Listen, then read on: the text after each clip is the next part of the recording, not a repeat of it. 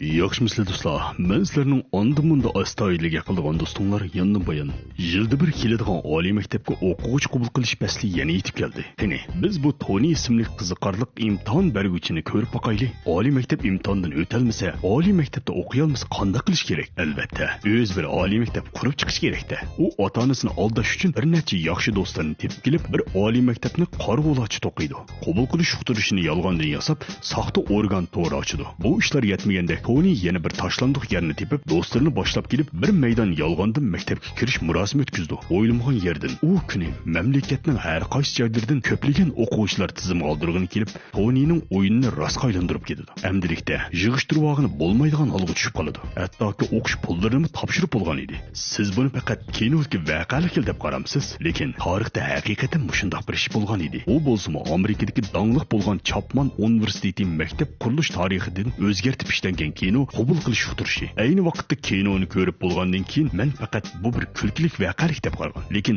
materiallarni ko'rgandan keyin mening dunyo qarashim butunlay yangilanib ketdi. Aslida oliy maktabning mo'shundaqmi qurg'ini bo'ladi ekan emasmi? Uning ustiga hozir dunyodagi eng dangliq oliy maktabga aylanib ketdi. Kinodagi bosh personaj Toni amdila to'liq o'tir maktabni bitirib, hayotidagi eng chong qiyin masalaga duch keladi. Birer oliy maktabni uni qabul qilmagan edi. Ota-onasi ochchig'idan yerilib ketay degan edi. Eng ochchig keldigini savollashlari bir-birlab dangliq maktablarga qabul qilingan edi. Bo'libmi uning yaqin do'sti Bodek eng dangliq maktabga o'tgan edi. Dadasi boshqalarning bolasini yaxshi maktablarga o'tganiga qarab, do'stlari orasida beshini ko'tarolmay yotibdi. Buni ko'rgan Toni sarang bo'layli degandi. U darhol Bodekni deb kelib amal izlaydi. Ular bir soxta qabul qilish uqtirishi yasaydi. Hattoki maktab ismiga eng dangliq maktabning ismini yozgan edi. Shunday qilib, u dangliq maktabga qabul qilingan edi. Dadasi bu bolani maktabga yo'lga salgandan xush edi. Dadasi uning bir yillik o'qish pulini beraqli berdi. Lekin ishongisi kelmagan dadasi o'qish boshlangan kuni maktab mudiri bilan ko'rishmoqchi bo'ldi. Endi buni qanday qilish kerak? Ular eski tashlandiq yerdan birini tepib, u yerni maktab qiyofatiga o'qishdi. Yana nurg'un kishilarni boshlab kelib, maktab formasi kiydirib, o'quvchi siyoqiga kirgizdi. Ondan Bodekning buvisini maktab mudiri siyoqiga kirgizdi. O'qish boshlash kuni keldi. Davudning ota-onasi kelib maktab mudiri bilan ko'rishdi. Maktab mudiri bir qator tushunishsiz gaplar orqali ularni qoymoqtirib qo'ygan edi. Bu mudirning oliy maktabda o'qish yaxshi xizmat tepish uchun degan oxirgi gapi ularni xili xotirjam qilib yo'lga salgan edi. Oxir Toni ota-onasini qoymoqtirib ishlarni o'ngishib, biroq u maktab eshigini echish bilan ko'z oldidagi manzardan hayron has qoldi. Toni ochchig'idan yerilgidek bo'lib, mening ayni vaqtda yolg'on oliy maktab echishim faqat ota-onamni aldash uchun edi. Lekin hozir nadan paydo bo'lgan bunchalik ko'p o'quvchilar bu? Nadan paydo bo'lganini bilgani olmaydigan bu o'quvchilar hattoki o'qish pulini topshirib bo'lgan edi. 1 million Amerika dollari. Lekin bu pulni kim ishlatishga jur'at qila olsin? Aslida Bodek ayni chaqda organ to'g'ri loyihalash vaqtida chandırib qo'ymaslik uchun hatto qabul qilish to'rbitini ishlab bo'lgan edi. Eng qiziqarli yeri bu to'rbatni chekib qo'ysa bevosita qabul qilinadi. Shuning bilan nadin kelganini bilgani bo'lmaydigan taq turqi kiyim-kechaklari g'alati o'quvchilar binoga kirib kelmoqda. Hatto ba'zi ota-onalar bolalarini akilib qo'yibli oldi kayniga qaramayli ketib qolgan edi. Toni bu ahvolni ko'rib sarangli bo'lib qolay deydi. Shuning bilan ular o'quvchilarni cho'ngzalg'i yig'idi. Hamda o'quvchilarga o'qish pulini qaytirib berdiganligini, nadin kelgan bo'lsa shu yerga qaytib ketish kerakligini deyib turganda oradan oqpishmoq biraylan o'rnidan dasturib hammaylarga shundoq aytdi. Men bu maktabga qabul qilinganda ota-onam mendan tunji qitim nihoyat faxrlangan. Bu gapni anglab, bu bir to'p kishilarning bu oliy maktabga shunchalik tashnoligi ko'zlaridan chiqib turibdi. Shuning bilan Toni ayni chog'dagi o'zini eslab qoldi. Bu xil boradigan joyi yo'q sarsonlik tuyg'usini bu yerda o'ltirgan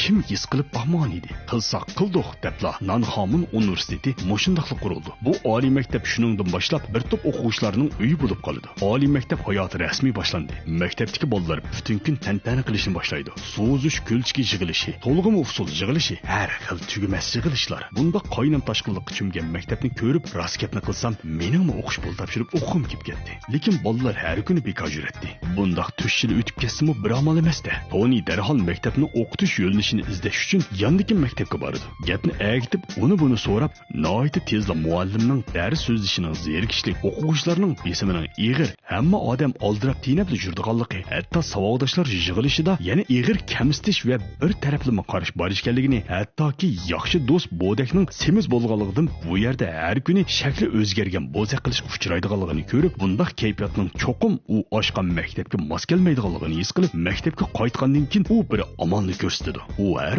odamning qiziqishiga asosan kasb ta'sis qilib, o'zi o'qituvchi bo'lsa, o'ziga o'rgatsa, savodashlarga o'rgatsa bo'lganligini, uning ustiga yana nihoyatda cho'ng orzu temini yasab tanlagan kasbiy va natijalarini ustiga yezib qo'ydi. Bu xil odatdan tashqari erkin ideya darvaqa maktab bo'yicha olqishga erishdi. Asta-asta ularmi yomon emas natijaga erishdi. Ayni chog'da maktab ochgan do'stlar ichida Bodekning tamoq etishi og'ansiri yeyishlik bo'lib ketdi. Anjilaning yoga darsimi og'ansiri o'ngishlik bo'ldi. Harvoymi o'yimchilik tadqiq qilishga kirishib ketdi. Har qaysi savodashlar hammasi o'zining afzalligini joriy qildirib, maktabda borgan sir rivojlantirib ketdi. Har kuni kechda, ya'ni to'lg'im usul muzika atirtish yig'ilishi bor bo'lib, hamma odam o'zining rolini joriy qildirmoqda edi. Nihoyat tezla yondagi maktabdagi savodashlarmi qo'shildi. Hatto ularning o'zining savodashlar yig'ilishiga qatnashadiganlar qolmaydi.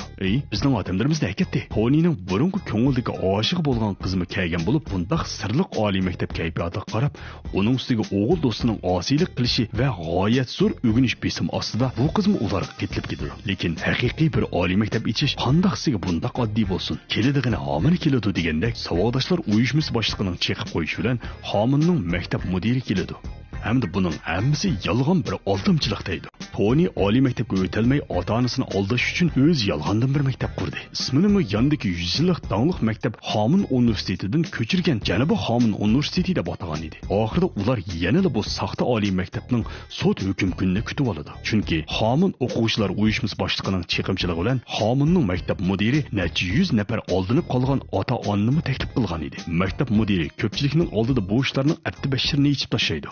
Bizning advokatimiz siz bilan aloqalashdi deb qo'yib ketib qoladi. Bu ishdan ota-onalar intoyi umidlandi. Hechim ko'p ota-onalar bo'lsa, cho'nqur afsuslandi. Ming tasdiqda bolalar oliy maktabga o'tganda, ularni qabul qilgani bir soxta oliy maktab bo'lib chiqdi. Nihoyat tezla butun maktab taqilib pechatlandi. Tonini kutib olgani bir maydon hech qanday g'alaba qilish fursati yo'q isbot anglashgan edi. Do'stining hozirgi ahvolini ko'rib, ilgirki hayot kuchga to'lgan maktabini o'ylab, Xominda yetkichi azob tatgan Bodek oxiri atalmish dangli o'qish tarixidan voz kechib bu maktabni qutqizib kelishga bel bog'laydi. U oliy maktab ma'rifining asos prinsipini yaxshi o'rganib, ularga yordam berishni qaror qildi. Qattiq tadqiq qilib, isbot anglash yig'iniga qatnashishni tayyorligini qildi. Shu kuni u bosuvchining har xil gumonlari va maktab mudirining oldida ich-ichidan urg'ib chiqqan mardona nutug'ini boshlaydi. Xominning 100 yildan ortiq tarixiy an'anasi bor. Lekin bu an'ana nima? Savodashlarni bo'za qilishmi? Ularga haqorat qilishmi? Xominning maktab mudiri bo'lsa, sen soxta aldamchi, haqiqiy oliy maktabni dafsanda qilyapsan. Sening darsliging bo'lsa aldamchilik.